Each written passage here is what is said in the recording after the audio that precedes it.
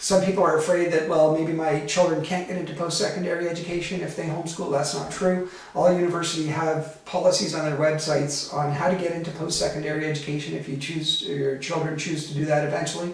So you're not shutting up doors. I think you're opening up experiences if you're homeschooling.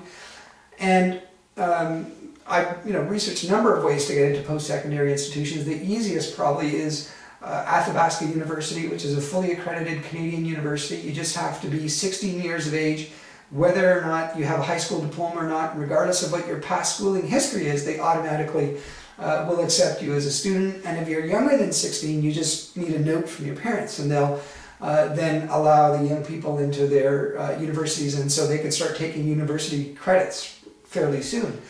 And eventually they could transfer to a different institution or apply to transfer to a different institution, or they could continue doing their degree at Athabasca. At Nipissing, where I work, for instance, what they do is they just have a meeting with the student. So for instance, let's say a student wants to get a degree in history or English. So the student will have a meeting with the history or English department, and then they'll make a decision at that point on whether, based on the interview, to let the student in. And we haven't had very many homeschooling applicants, but all of those who have applied have been accepted. So, that's a pretty good track record of 100% acceptance into, Nipissing's program for those who are homeschoolers and are interested in getting in. And once they're there, they do very well, which is a conversation I've had with homeschoolers at Nipissing and the registrar at Nipissing as well. So, in some places as well, they will offer you some money as a homeschooler, but in Ontario that's not an option.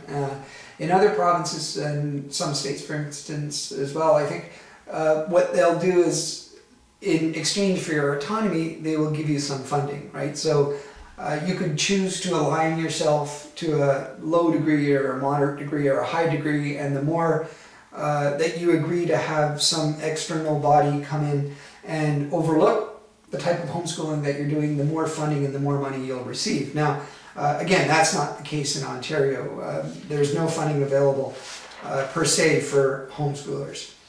And I think that's it. So, welcome again to homeschooling, and I hope that, that you find this helpful, and I wish you the best of luck in your future endeavors.